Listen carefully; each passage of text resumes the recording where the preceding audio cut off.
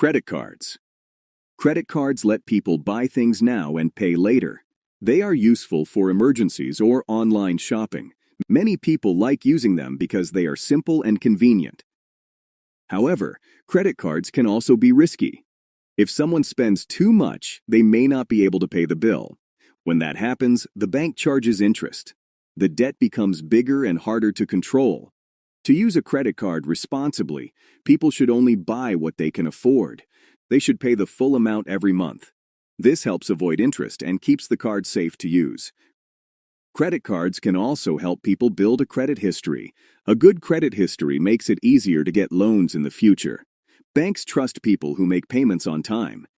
Even though credit cards are helpful, they must be used carefully.